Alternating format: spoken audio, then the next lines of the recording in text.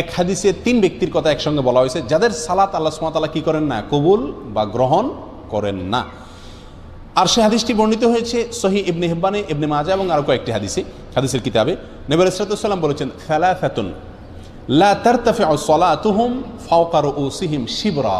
3 ব্যক্তি আছে যারা নামাজ পড়লে তাদের নামাজটা মাথার 1 বিঘত উপরে উঠে না, আল্লাহর আরশ পর্যন্ত যাওয়া তো পরের কথা, অর্থাৎ তাদের এই সালাত আল্লাহর কাছে কবুল হয় না। সেই লোক কারা? হতভাগা। রাজুলুন আম্মা কওমান ওয়া হুম লাহু কারিহুন।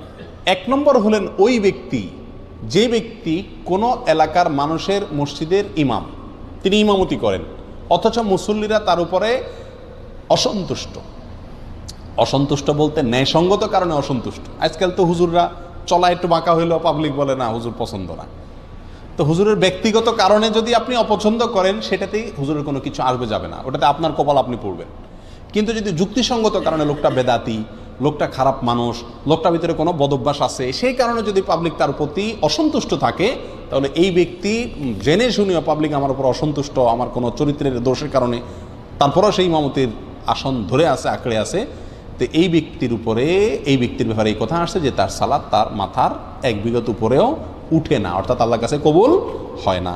নাম্বার 2, ওয়ামরাআতুন বাতাত ওয়া যাওজুহা আলাইহা সাখিত। ওই মহিলা যিনি সারাটি রাত কাটিয়ে দিলেন, অথচ সারা রাত তার স্বামী তার উপরে অসন্তুষ্ট। আমাদের মা বোনদের মধ্যে এই সমস্যাটা ঘরে ঘরে কম বেশ আছে।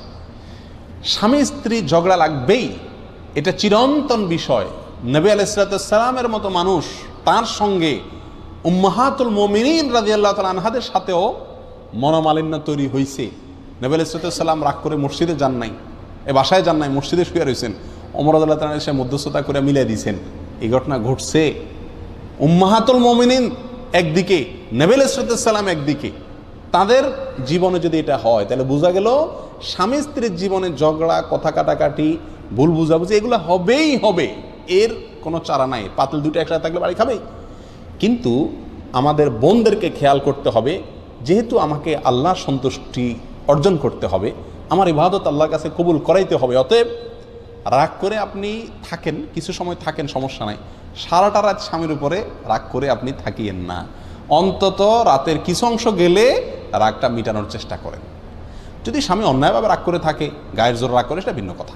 যাই হোক, তাহলে দ্বিতীয় হলেন ওই স্ত্রী যিনি সারাটি রাত কাটিয়ে দিলেন, অথচ তার স্বামী তার কারণে তার উপরে কি অসন্তুষ্ট। যদি স্বামী অন্যায়ভাবে অসন্তুষ্ট হয় এবং তাকে সন্তুষ্ট করার কোনো জায়গা না থাকে, গোয়ার টাইপের হয়, তাহলে ভিন্ন কথা।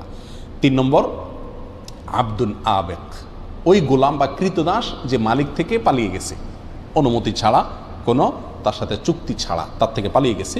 কোনো বর্ণনা আসছে ওই 2 ভাই, যেই 2 ভাই নিজেদের মধ্যে মারামারি বা কাটাকাটিতে লিপ্ত। তাহলে এই হাদিসে 3 ব্যক্তির কথা আমরা পেলাম, আর আগে 5 জনের কথা বললাম, তাহলে মোট 8 জনের কথা পেলাম যাদের সালাত বা ইবাদত আল্লাহর কাছে কি হয় না, গ্রহণযোগ্য হয় না।